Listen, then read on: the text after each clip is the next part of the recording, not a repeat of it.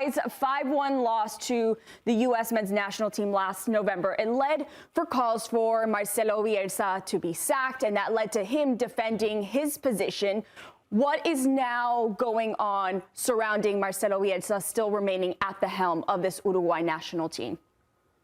Hi, Claudia. Hi, Michael. Well, still things are calm. That was terrible last November against USA. I will say Team B from USA. But since then they went and played England. They tied 1-1. They improved. And then they play Algeria. They tie also. And things are getting, it seems that they are getting better. At least, like I said, they are calm. But this team is not even near what Marcelo Bielsa used to do with Argentina first and then Chile. In reality, nobody knows why, but the team doesn't have the flow, the dynamic usually you see in Marcelo Bielsa's team.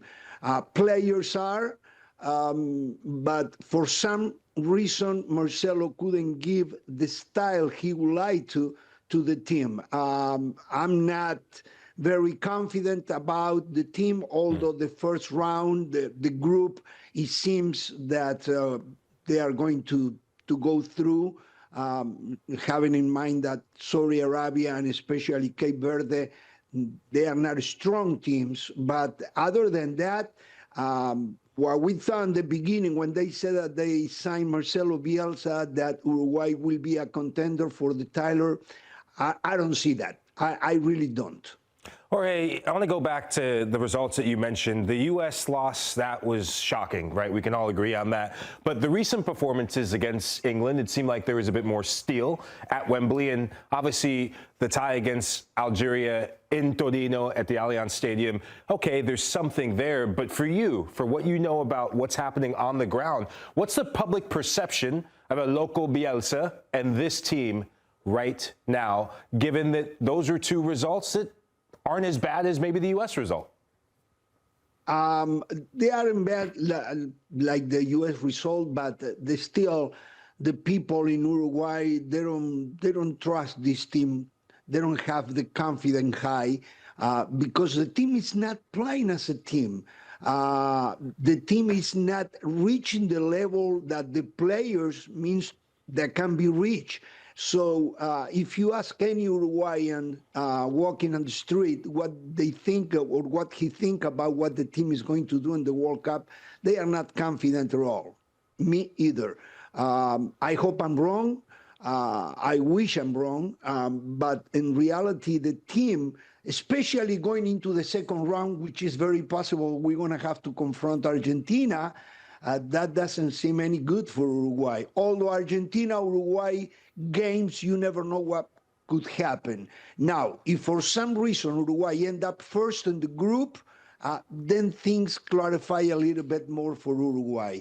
But at the end, I don't see it. I really don't. I don't want to be negative because I'm very confident on my national team all the time. But in this case, I don't see how. I really don't. Jorge, let's talk about Luis Suarez, the guy who's already cemented himself as a legend for the national team. He retired, and he said that it was due to him wanting to make space for other players to come into this national team. He felt like he could no longer serve a purpose. But now he's come out and said, well, if the national team does need me, I'd be more than open. As long as I'm playing club, I will play country. So with him opening the door now, do you think that Marcelo Bielsa will maybe bring him back to the national team? Because Suarez was a bit critical of Bielsa. Okay, let me start from your last question. No, Bielsa won't open the door for Suarez. Suarez opened the door. Well, that was an interview with Suarez on last January, and he just said, I'm open, I'm always available for the national team. But now, Marcelo Bielsa won't open the door for Suarez, and I don't think Suarez can any longer be a competitive player at that level. He is not a starter today in Inter Miami, so much less he can start in a World Cup. I think Suarez could be in the dressing room as a reference to the rest of the young guys, but no, Bielsa won't bring him in. No, it's not a chance.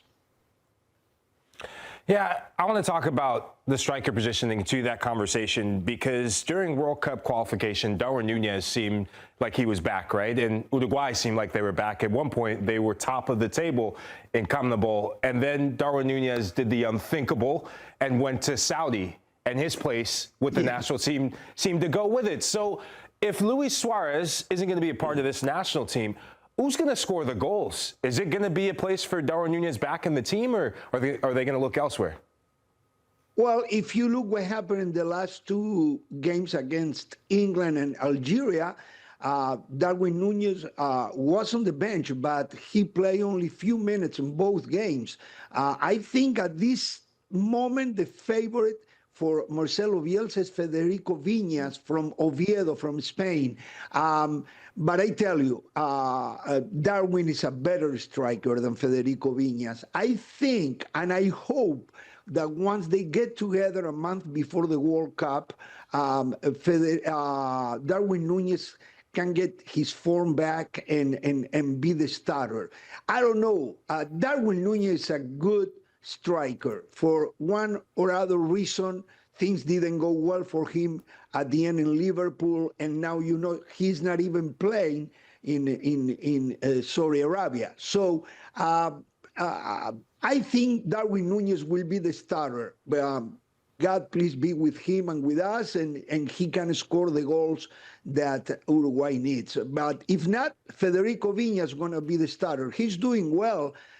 He's in a team that is fighting not to be relegated in Spain, and he already scored, I think, 9 goals, which is a lot for a striker in a team like that.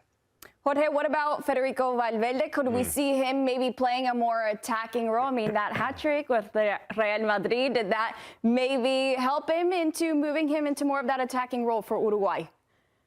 Well, all depends on what Marcelo Bielsa decides. If he wants to play Ugarte as a center midfielder, then you can see Federico Valverde going forward.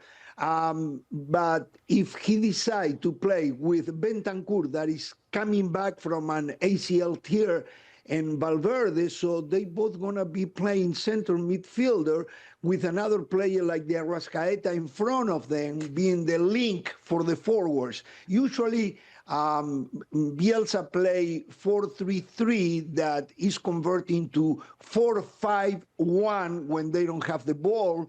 And Valverde can function either as a center midfielder or going forward, or even as a right forward. I don't know where Valverde is going to play. I hope he does play from the middle forward. And, we have the advantage that Valverde has a very good shot from mid-size. We'll see. But Valverde going to be instrumental for Uruguay. If Uruguay wants to have a good World Cup, we need Valverde and Bentancur. Bentancur had been the best midfielder over Valverde for the Uruguayan national team. Yeah, I mean, that's amazing to hear. So for me, right, we know some of the big names that you mentioned, Fede Valverde, Rodrigo Bentancur, but who are some of the lesser-known names that could have a breakout World Cup performance and campaign for Uruguay?